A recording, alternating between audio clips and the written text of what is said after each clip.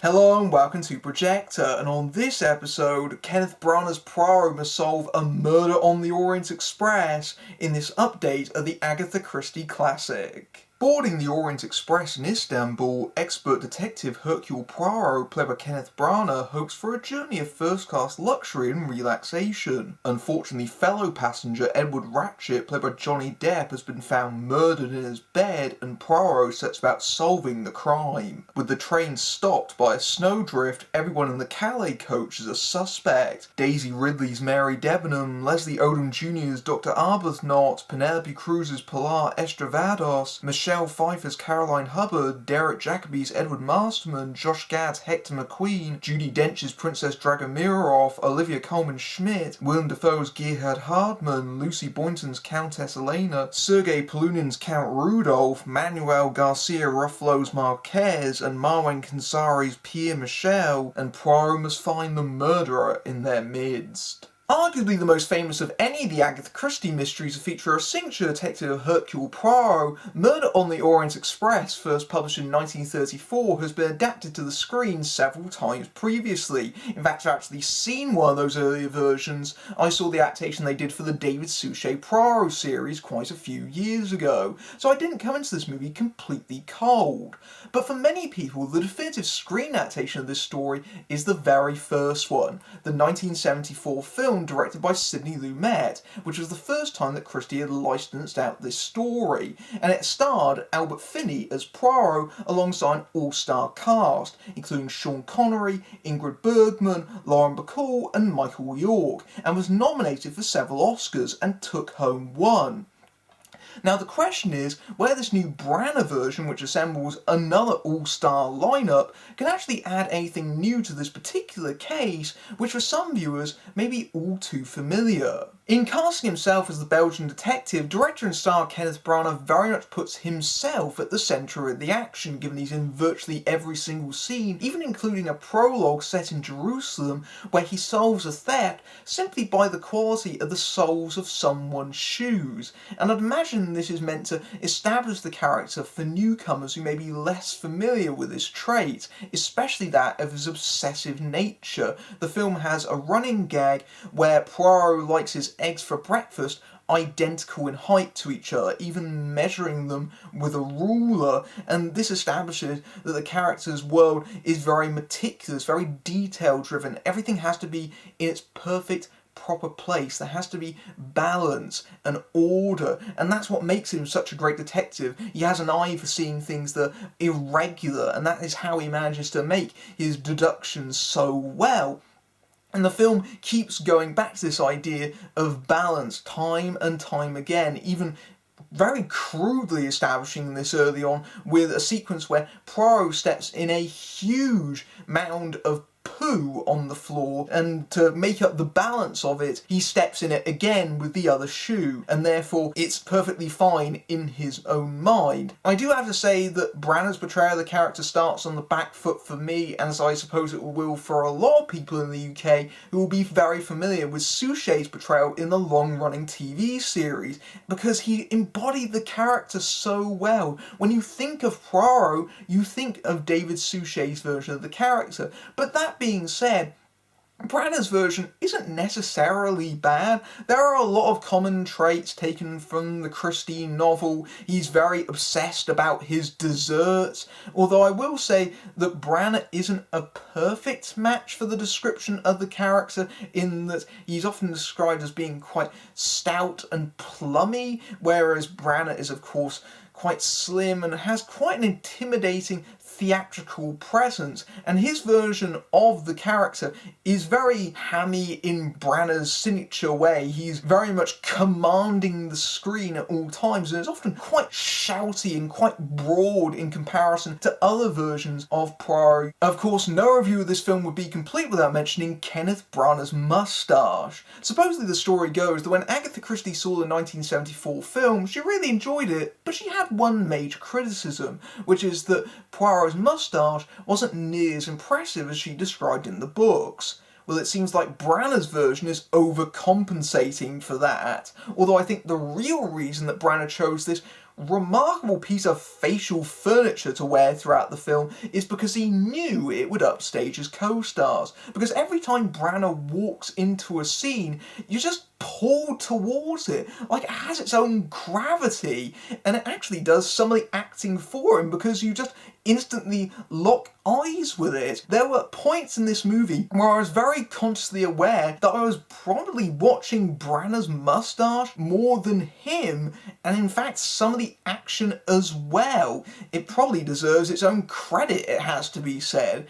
And I think the most damning criticism that you could aim at Branagh's version of Murder on the Orient Express is that his moustache is the most compelling thing about it. Like the detective that he plays, Branagh's direction is very detail-oriented. You can tell that every effort has gone to recreating the 1930s and this period of romance and adventure in travel that the Orient Express embodies, and the way they've recreated this train car and very much are trying to place the audience on board, making them feel like a passenger indulging in this first-class luxury, right down to the way the film pays particular emphasis to the food and drink, the popping champagne being placed on ice, and the scrumptious dinner and particularly desserts being given to the cast that are lip-smackingly photographed. Branagh shot this movie on film. He shot it on 65mm, and I believe in America there are going to be select large format film engagements for the movie. And what it does is it makes the world feel rich and busy and populated and colourful, and it's a truly tremendous feat of production design. You really feel like you're inside that world, with the exception of a few questionable CGI shots when it comes to the Orient Express actually moving along the tracks. However, I feel that Branagh's emphasis of this is really misplaced, and I quite like Branagh as a director. I think he really brings a broad theatrical quality to many of his adaptations, and they work in a lot of cases. I think that his version of Frankenstein benefits from the operatic quality that he brings to it, and his full text version of Hamlet that he shot on 70mm is gorgeous. That is a remarkable piece of work. But it doesn't work for Murder on the Orient Express, and you can clearly tell that Branagh has gone into this movie aware of the fact that it's normally quite a talky chamber piece to a certain extent, just set on board a train, and tried to expand the scope of it. But what he does is that he undermines the movie in a lot of cases, because now we have scenes where Poirot just walks on top of the train outside. The whole point of Murder on the Orient Express is that they're trapped on this train with the killer, and that's where the tension comes from, because it's this enclosed, claustrophobic space, and yet Branagh photographs the movie and makes it feel big and expansive despite the singular location for much of the running time, and it works against it. Even the way that the train carriage is built, if you compare it to the 1974 film, it feels quite cramped by comparison, and again, that ties into the suspense that's meant to be building in the movie. But in Branagh's film, it feels so enormous that the camera can just easily float through it, and so much of the film seems designed for very intricate camera setups that don't really have any purpose and are quite distracting and self-conscious. They really call attention to themselves in being quite puzzling choices. It's clear that Branagh is trying to make things more interesting for a modern audience with a shorter attention span, but it just ends up calling attention to itself more often than not. There's so many scenes, for example, where there are swooping crane shots that go down the train and then up above it. One particular scene that really stood out for me for all the wrong reasons is the scene where they investigate Ratchet's compartment, and it's entirely filmed from an overhead angle. And I can understand why Branagh decided to choose this as director. It's because when you look at it from that angle, it gives you a nice, clean idea of the layout, and you can see all the clues and where they are in relation to each other. And when you're shooting on large format film, it makes the room feel bigger than it actually is. However, this is good for an establishing shot. It's not good for an entire 2-minute dialogue scene with crucial exposition. You don't shoot something like that entirely over the actors' heads. You keep watching it, waiting for a close-up to place us on the same level as Poirot, because that's why we're watching the film. We're trying to solve the case alongside him, but instead we're placed with this godlike view above him, and it doesn't engage us into the action. It feels like an entire scene that's been left as a master shot. Throughout the film, there is a lot of really long, continuous takes, which works well with having the cast interact with each other, but makes it feel theatrical and slow. As such, a lot of this version feels curiously flat and inert, and despite the presence of an all-star cast, they really can't do much to change that, because many of them are simply squandered. There are a few that do stand out, however. Daisy Ridley's Mary and Leslie Odom Jr.'s Dr. Arbuthnot, her lover. I think those two get a lot of room to really become prominent, especially early on in the proceedings. The latter is one of the major changes this version makes, in that Arbuthnot is amalgamated with the Doctor, and they've removed his original profession in that he was a South African colonel. They're clearly trying to downplay the elements of colonialism while casting a black actor in that part and turning that secretive romance that the two characters are having into an interracial romance that is frowned upon in the 1930s, which gives an understandable reason why they're trying to keep it secret and why the other train passengers are somewhat suspicious of them. And there is this racial tension that occasionally bubbles up, most notably with Willem Dafoe's professor character.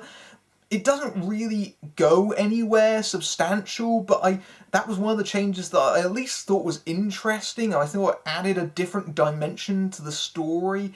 Other players like Michelle Pfeiffer and Josh Gad simply stand out by dint of the fact that they're given the lion's share of the screen time. And I know it's difficult with such a large cast to make them distinct and memorable, but it can be done. You only have to look at the 1974 film, which had Ingrid Bergman in a fairly small role as a missionary, and Sidney Lumet begged her to take a more substantial role. She refused, so they worked around that by having a big scene, a big interrogation with Poirot, shot in a 5-minute long continuous take, and it paid off because she walked away with a Best Supporting Actress Oscar pretty much for that scene alone. By contrast, Penelope Cruz's equivalent in this movie, her interrogation is part of a montage and it's cross-cut with other action. No surprises then that she feels like a non-entity, and to be honest, she feels like many of the players here that are simply taking up space. Johnny Depp's performance as Ratchet feels especially like a caricature with his scarred up face, and it feels like he's doing an impression of James Cagney. He feels like he's wandered out of a Warner Brothers 1930s gangster movie rather than actually being a living, breathing person, and maybe that was his way of trying to make the character distinctive and memorable in such a small role, but he comes across more like a cartoon, and he only appears in a handful of scenes, and then he quickly exits the proceedings bar flashbacks, and it's a disappointing performance again by Johnny Depp. It feels like he's taking the money and running, and he probably is, but it has to be said, with such a great cast in this movie, to have the likes of Willem Dafoe, Judi Dench, Olivia Colman, Derek Jacobi, all completely underutilised throughout the film. Even their big individual scenes aren't exactly memorable in their own right. That is truly criminal. But the worst decision the film makes is that Branagh is clearly aware that he's dealing with quite dry source material or knows the faults of the film, so he tries to add some action into it. That will really appeal to the modern audience, and that backfires on the film because they occur out of nowhere. Suddenly Poirot looks out of a window and there's a man running out onto the bridge trying to dispose of evidence, and he chases after them, and you're wondering, why the heck is this even happening? And I couldn't really give you an answer. It makes no sense in the larger context of the story. Later on there's a gunfight and a struggle, and these little episodes feel totally divorced from the proceedings. There's no consequence or payoff for these actions. They just occur, and then suddenly back to your regularly scheduled Agatha Christie adaptation. And these scenes rob time from the performers that they could have spent developing their characters, but they also bungle the investigative aspect because they're trying to cram all of it in a more compressed time. And as such, I don't think they do a very good job of explaining particular plot points and clues throughout the film. So I wonder, if you're a newcomer, whether you'll be lost about certain developments and how they relate to one another.